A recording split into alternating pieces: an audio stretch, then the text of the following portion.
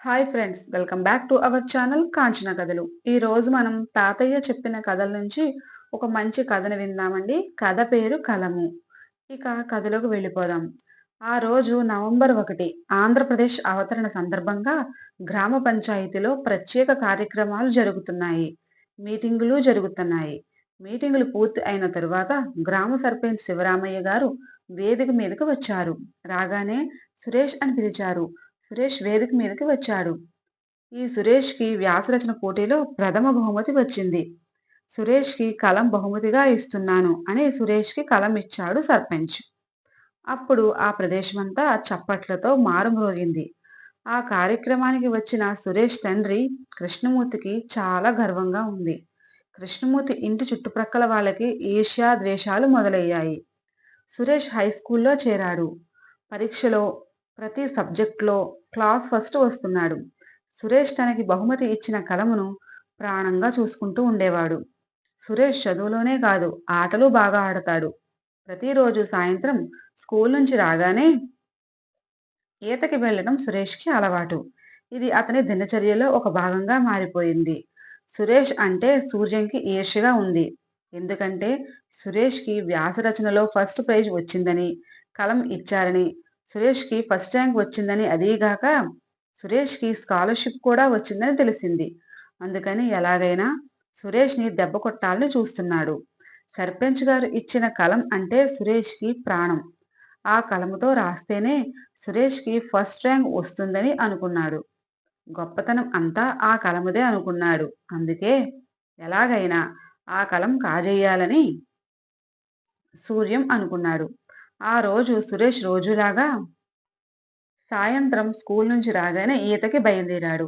ఇంతలో అతని ఫ్రెండ్స్ సురేష్ ఇంటికి వచ్చి త్వరగా రా సురేష్ అని పిలిచారు. వస్తున్నా అని హడావిడిగా బయటికి వచ్చాడు సురేష్. సురేష్‌ని కలం ఇవ్వరా, హోంవర్క్ చేసుకుని ఇస్తాను అని అడిగాడు సూర్యం. ఈతకి నువ్వు రావడం లేదా అడిగాడు సురేష్. లేదు, ముందు వర్క్ చేయాలి. నువ్వు ఈత నుంచి రాగానే నీ కలం ఇస్తాను. ఇవ్వరా సురేష్ అని మరోసారి అడిగాడు సూర్యం. నీ కలం ఉంది కదా అని అడిగాడు సురేష్. పోయింది అని అబద్ధం చెప్పాడు సూర్యం.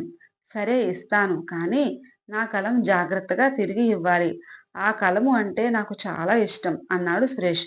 అలాగే, తప్పకుండా నువ్వు ఈత నుంచి తిరిగి రాగానే నీ కలం నీకు ఇస్తాను అన్నాడు సూర్యం.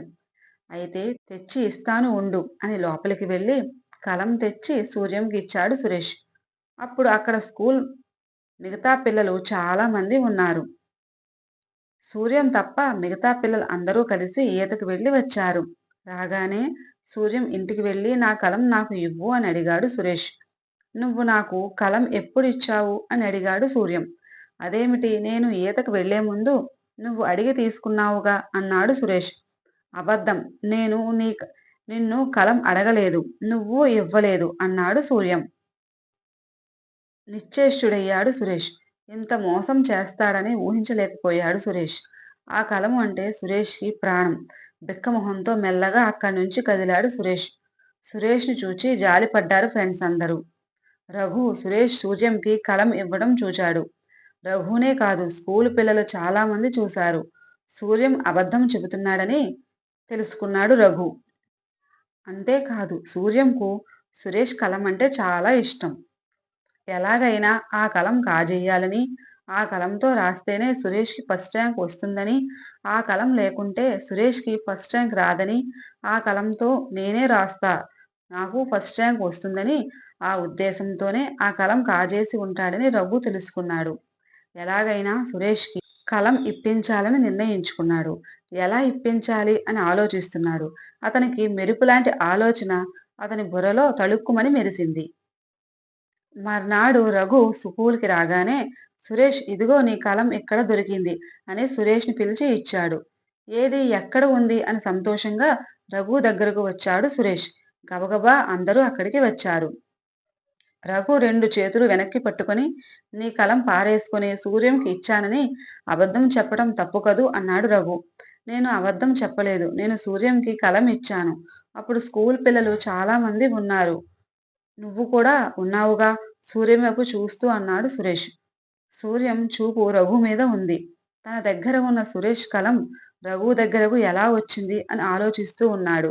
వెంటనే తన జోబీలో నుంచి సురేష్ కలం తీసుకుని, సురేష్ కలం నా దగ్గర ఉంది. మరి నీకు దొరికిన కలం ఎవరిది అని అడిగాడు సూర్యం అమాయకంగా. నీ కలం నాకు ఎప్పుడు ఇచ్చావు? నేను ఎప్పుడు తీసుకున్నాను? అని నిన్న అందరి ముందు అన్నావుగా! మరి ఇప్పుడు సురేష్‌కి కలం నీ దగ్గరకు ఎలా వచ్చింది? చూడు సూర్యం, మనం అందరం ఫ్రెండ్స్. అందరం కలిసిమెలిసి ఉండాలి గానీ, ఇలాంటి పనులు చెయ్యొచ్చా? నువ్వు ఫ్రెండ్‌వని నువ్వు అడగగానే కలం నీకు ఇస్తే అది కాజేయాలనుకోవడం తప్పు కదూ! ఇలాంటి పనులు ఎప్పుడూ చెయ్యకూడదు అన్నాడు రఘు. సారీరా సురేష్ అని అపరాధిలా తల వంచుకున్నాడు సూర్యం. సురేష్ కలం సురేష్‌కి ఇచ్చాడు. సురేష్ ముఖం మతాబులా వెలిగిపోయింది. పోయిన తన కలం తనకు వచ్చినందుకు ఎంతో మురిసిపోయి రఘుకి థాంక్స్ చెప్పాడు. చూడు సురేష్, సూర్యంకి నీ కలం అంటే చాలా ఇష్టం. అంతేకాదు, ఆ కలంతో నువ్వు పరీక్ష రాస్తే ఫస్ట్ ర్యాంక్ వస్తుందని, ఆ కలం లేకపోతే నీకు ఫస్ట్ ర్యాంక్ రాదనే భ్రమలో ఉన్నాడు. అందుకే ఆ కలం కాజేశాడు అని చెప్పాడు రఘు. ఆ కలం అంటే నాకు ఇష్టమే కానీ, సూర్యంకి ఇంత ఇష్టమని నాకు తెలీదు. సరే, నేనే సూర్యంకి ఈ కలం ఇస్తున్నాను. ఈ కలంతోనే ఈ సంవత్సరం ఎగ్జామ్ రాయమను అని తన కలం సూర్యంకి ఇచ్చాడు. సురేష్ థాంక్స్ రా Suresh. Thank you so much అన్నాడు సూర్యం. అందరూ సురేష్ మంచితనానికి ముగ్ధులయ్యారు. ఫ్రెండ్స్, మీకు కనుక ఈ కథ నచ్చినట్లయితే లైక్ చేయండి, షేర్ చేయండి, సబ్స్క్రైబ్ చేసుకోండి. Thank you.